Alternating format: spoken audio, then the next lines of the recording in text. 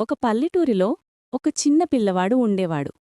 ప్రతి ఉదయం స్కూల్కి వెళ్ళాలని చెప్పగానే అతను ఏడుస్తూ నేను స్కూల్కి పోను అని అరిచేవాడు.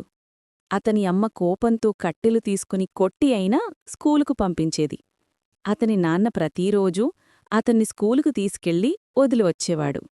ఒకరోజు అతను స్కూల్కి వెళ్లకుండా దారినే మార్చేసి వేరే ఊరికి పారిపోయాడు. ఇంట్లో అందరూ కలవరం.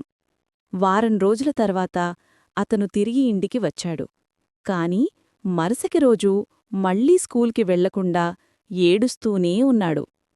అప్పుడతని నాన్న కోపంతో చెప్పాడు, స్కూల్కి పోవడం నీవల్ల కాదు, గేదెలు మేపు. అతనికి 2-3 గేదెలు తీసుకొచ్చి వాటిని మేపడానికి పంపేశాడు. రోజులు గడిచాయి. గేదెలు వెనుకాడుతూ ఎండలో తిరుగుతూ చిన్నాడు మెల్లగా అర్థం చేసుకున్నాడు. గేదెలు మేపడం కన్నా స్కూల్ బాగుంది. ఒక వారం తర్వాత అతను కన్నీళ్లతో నాన్న దగ్గరకు వచ్చి, నాన్నా, నేను మళ్ళీ స్కూల్కి వెళ్తాను, గేదెలు మేపను అని అడిగాడు. కాని నాన్న అతన్ని కొట్టేశాడు. ఒక్క మాట చెపితే 2 మాటలు ఉండవు. అప్పుడు పిల్లవాడు బర్లను వదిలేసి తానే స్కూలుకి వెళ్లడం ప్రారంభించాడు.